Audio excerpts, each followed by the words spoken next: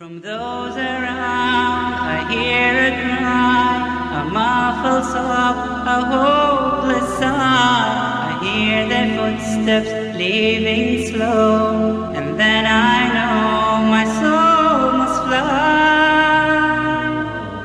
A chilly wind begins to blow within my soul from head to toe, and then last breath escapes my lips. It's time to leave and I must go. So it is true, but it's too late. They said each soul has its given day, When it must leave its body's core and meet with its eternal fate. Who mock the words that I do say?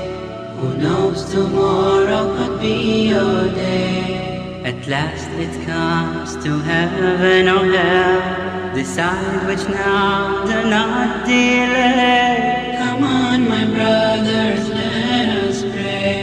Decide which now, do not delay. نحمده ونصلي على رسوله الكريم أما بعد فأعوذ بالله من الشيطان الرجيم بسم الله الرحمن الرحيم. All praise is due to Allah, and may His peace and blessings be upon His last messenger sallallahu alaihi wasallam and on all those who follow the path of righteousness until last day. رب اشرح لي صدري ويسر لي أمري واحلل عقدة من لساني يفقهوا قولي ربي زدني علما ربي زدني علما ربي زدني علما. اللهم إني أسألك علما نافعا ورزقا طيبا وعملا متقبلا آمين. Assalamu alaikum wa rahmatullahi wa barakatuhu. Sisters, in our last session, we started with the creation of insan, in which we discussed how Allah subhanahu wa ta'ala perfected the heavens and the earth, making it suitable for we humans to live before our creation itself. We also discussed about the conversation between Allah subhanahu wa ta'ala and the angels regarding the creation of man as Khalifa. Inshallah, in today's session, we will start with the making of Adam alayhi salam. Now, before we start with the making of Adam alayhi salam, I would like to mention about the most common belief about human evolution in this modern age. It is based on Darwin's theory of evolution. The theory states that we humans are evolved from apes. I don't want to get in depth of this theory. Here I would like to stress that this is just a theory even now. It's not yet proved. We don't believe in the Darwin's theory of evolution, and we cannot take the creation of Adam alayhi salam just as a fable or a story. The simple fact is we did not evolve from the apes. Okay, having said that, now let's get started, inshallah, with the making of Adam alayhi salam. Now, from the conversation which took place between Allah subhanahu wa ta'ala and the angels, it is clear that the jinn will continue to exist here on this earth.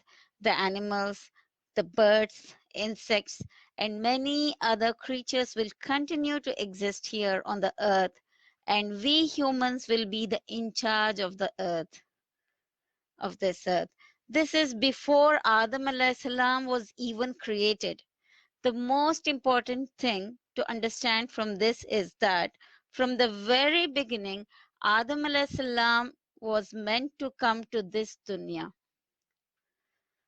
So also at this stage, what was brewing inside Iblis when he heard all of this? He was worshipping along with the angels. And when he heard that Allah subhanahu wa ta'ala is creating a being which is superior to the jinn, and who will be in charge of the earth, the jealousy or envy was already brewing inside Iblis. This is before Adam alayhi salam was even created. Now, Prophet ﷺ said that the best day that the sun has risen upon is the day of Friday. This is the day when Adam alayhi salam was created. That is the day when Adam alayhi salam was entered into paradise, And that is the day when Adam alayhi salam was expelled from Jannah. He sallallahu alaihi wasallam said, Allah subhanahu wa ta'ala created Adam alayhi salam on the day of Friday as the last creation in the last hours of Friday. This coincides with the hour in which dua is said to be accepted. Subhanallah. Now, there are a number of opinions about where Adam alayhi salam was created. Some of the scholars say that Allah created Adam alayhi salam on the earth and then was taken up to the heaven. And then there in the heavens, the ruh was blown and then he entered Jannah. In another opinion, it is believed that he was created in Asamawat or skies and then he entered Jannah. There is one more opinion that he was created inside Jannah. Imam al-Qurtubi rahmatullahi had the same opinion that he was created in Jannah. All these scholars have their own explanations and evidences, but Allahu alam, Allah knows best. Also, the name Adam. Some of the scholars say Adam comes from Arabic word Adama, which means to join. Adama, which means to join together. Some say it means a skin color or brownish color, especially. And some say it is simply a proper noun. The fact is, we don't know. Now, we all know that Adam alayhi salam was made from clay. But in Quran, many different words like turab, teen, ard, ma, salsalin kalfakhar, hamaim masnoon, etc. are mentioned. This does not mean that they all are contradictory or different, but rather it indicates the different compositions of mixture of water and soil at different stages of formation.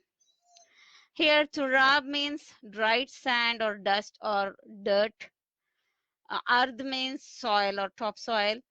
Teen means typically translated as clay, but in reality, teen means a mixture of water and sand, which is malleable or sticky, just like a Play-Doh. And salsal is the noise that comes from hard surface. It is basically a type of dried clay. And salsalin kalfakhar means potter's clay.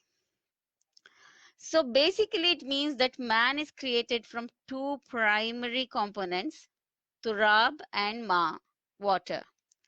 Allah subhanahu wa ta'ala created Adam alayhi salam first from turab, that is the dirt or dust, or you can say dried sand. Then he made it into teen by mixing turab with water, that is by mixing the dried sand with water. It becomes mud or clay. Then he left him until hamaim masnoon, that is, it became sticky. Then he shaved him and created him and left him until he became from malleable to hard, that is salsalin kalfakhar, that is like a potter's clay, which is a sounding clay. It makes a ringing sound when knocked on it. Allah created Adam alayhi salam from top layer of the earth. Prophet sallallahu alaihi wasallam said, Allah subhanahu wa ta'ala sent an angel, and some narrations specify it as Jibril alayhi salam, but Allahu alam, to bring the earth from different parts of the world. He sallallahu alaihi wasallam said, Allah created Adam alayhi salam from a handful or fistful of soil. And in the case of Allah, we cannot imagine a handful or fistful means.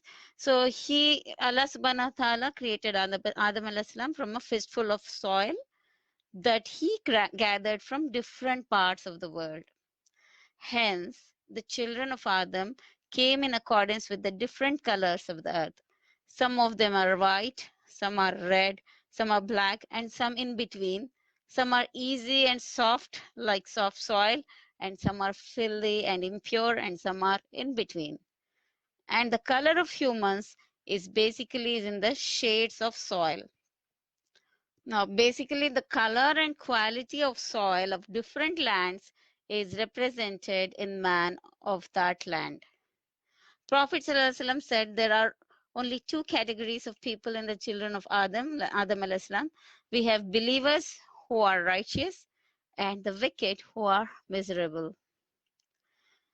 Now, even though our creation is different from Adam alayhi salam, Allah subhanahu wa ta'ala said, our father Adam alayhi salam is made from dirt or dust. We are created from nutfa, drop of fluid. Even so, when we die and are buried, our body is consumed by the earth once again. Subhanallah, think about it. Our bodies are once again consumed into the earth. Allah subhanahu wa ta'ala also created Adam alayhi salam as very tall, in a much larger size than we are now. Prophet sallallahu alaihi wasallam said, Adam alayhi salam was huge and was 60 cubits tall. He sallallahu alaihi wasallam also said that everyone enters into Jannah with the stature like that of Adam alayhi salam. So Allah subhanahu wa ta'ala molded Adam alayhi salam's body into a beautiful perfection. His body was left hollow. At that point, it was just sitting there without soul or ruh.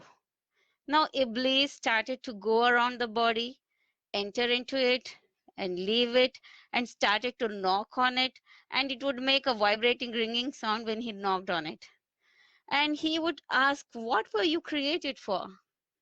He would also say that this is a creation which is hollow, and it is not going to have any power. It's not fit to be in charge.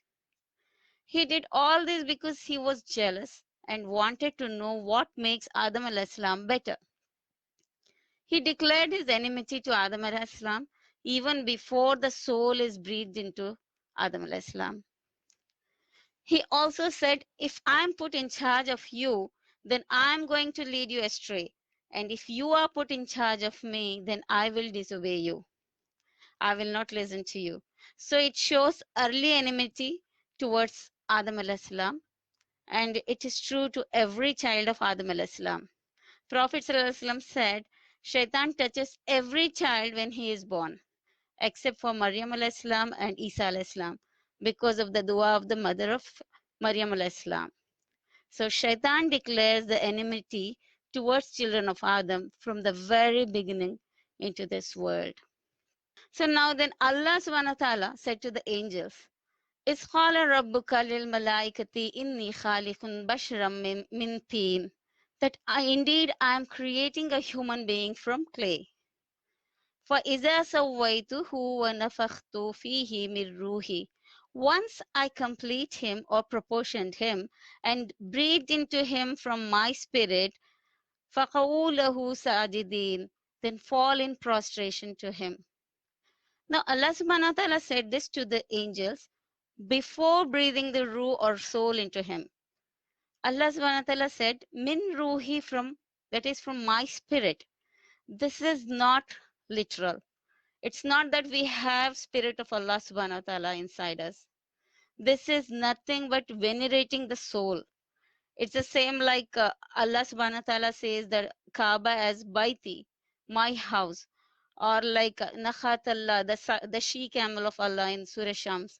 Subhanallah, Allah subhanahu wa ta'ala venerates it by saying Min Ruhi, and we do not have any divine nature inside us. This should be made clear, inshallah. Now, from this conversation, we also understand that the body is worthless without soul or ruh. The angels were not commanded to do sajda until the ruh was breathed in, which shows us that our internal being, our character, our moral values, and akhlaq, our internal beauty is far more important than our external beauty. We should be far more concerned with altering our inside, making it more beautiful and pleasing to Allah subhanahu wa ta'ala than our outside. This is our true value and true worth. Now, when Allah subhanahu wa ta'ala placed the soul or ruh into Adam alayhi salam, something very beautiful happened. As the soul was breathed into the body of Adam alayhi salam, he sneezed and he said, Alhamdulillah. So the first word spoken by man is praise be to Allah, Alhamdulillah. Allah subhanahu wa ta'ala responded and said, Yarhamuka Rabbik, May your Lord have mercy on you. So, subhanAllah, the first exchange of words between Allah subhanahu wa ta'ala and mankind is Alhamdulillah and Yarhamuk Allah. That's why Prophet ﷺ said, when you sneeze and don't say Alhamdulillah, shaitan mocks at you. And when you sneeze and say Alhamdulillah, and someone else with you does not say Yarhamakallah, shaitan mocks at that person. This is because shaitan saw that initial conversation and he knows the implications of that conversation. Alhamdulillah. Next, the soul continues to go into his body. Adam al-Islam's eyes opened and he sees Jannah. When he saw all the beauty around him, he actually tried to jump for those things before the soul reached his legs. And Allah subhanahu wa ta'ala made a comment and said, Khuliqal insanu min ajl. Allah subhanahu wa ta'ala said in Surah Al-Anbiya that we were created of haste. He described us as a hasty creation. But that hastiness did not stop Allah subhanahu wa ta'ala from blessing us with mercy.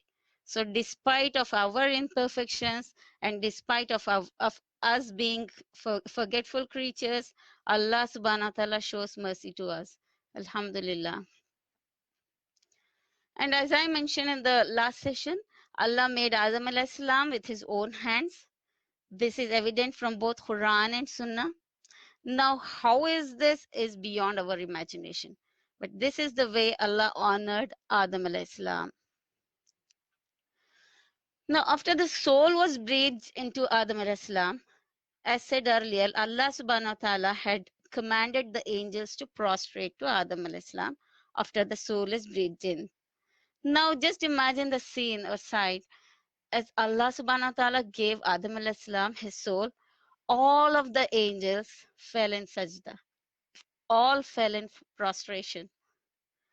Subhanallah, trillions and trillions and trillions of angels. Just imagine the sight of it. All in prostration to Adam alayhi salam. This is what he wakes up to, subhanallah. Now, this sajda or prostration is not worship. They were not praying to Adam alayhi salam. This was something done out of respect, and Allah subhanahu wa ta'ala, in fact, commanding them to do so. We can see this even in the earlier generations, in the previous ummas, like in the story of Yusuf alayhi salam, wherein his parents and his brothers made sujood to him. It was allowed in previous ummas, but for Ummat-e-Muslimah, this is prohibited.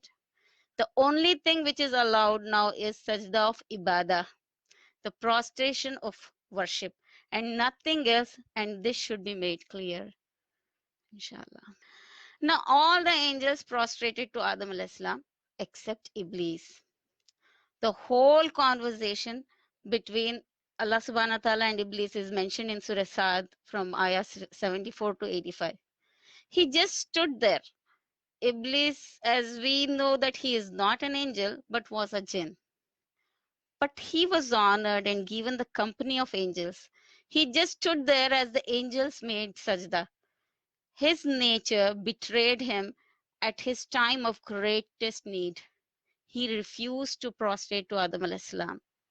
Allah asked him, O Iblis, what prevented you from prostrating to that which I created with my hands? Are you arrogant or too proud? Or are you one of the high exalted? Now Iblis, he felt a sense of pride and a sense of denial and envy inside of him and responded, Ana khairum minhu. Khalaqtani min narim wa khalaqtahu min teen.